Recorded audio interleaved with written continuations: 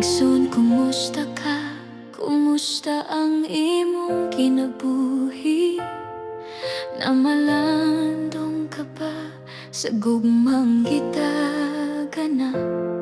Si Jesus nagtawag kanimo igsuon, kay gusto niyang maangkon mo kinabuhing dayon.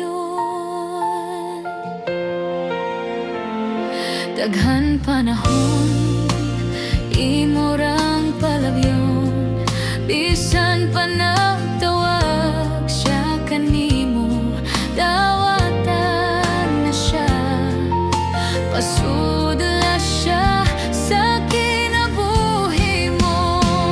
Naghulat siya nga moduol ka, nagpabilin nga nahigugma siya, kanunay gipanggandoy ang kinabuhi mo. Usa igsuon, balik na.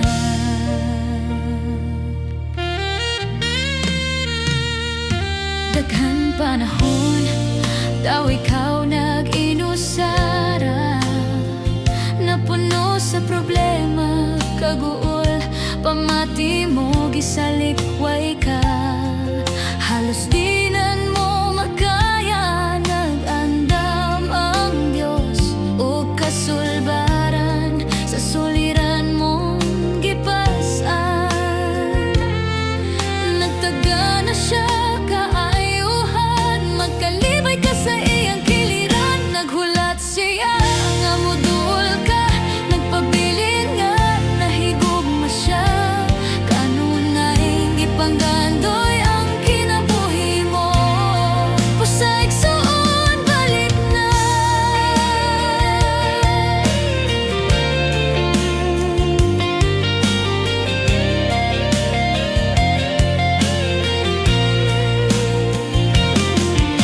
Andam ang Diyos mo tabang, duol na lang siya, isugid mo kaniya tanan mong kabalakan.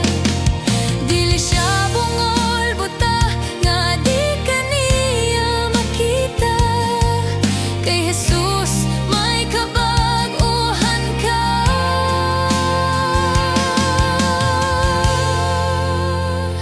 Naghulat siya nga moduol ka, nagpabilin nga nahigugma siya, kanunay gipanggandoy ang kinabuhi mo.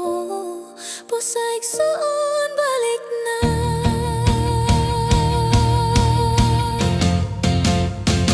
Naghulat siya nga moduol ka, nagpabilin nga nahigugma siya, kanunay gipanggandoy ang kinabuhi mo. Pusa igsuon. Naghulat siya nga moduol ka, nagpabilin nga nahigugma siya, kanunay gipanggandoy ang kinabuhi mo. Pusa igsuon, balik na.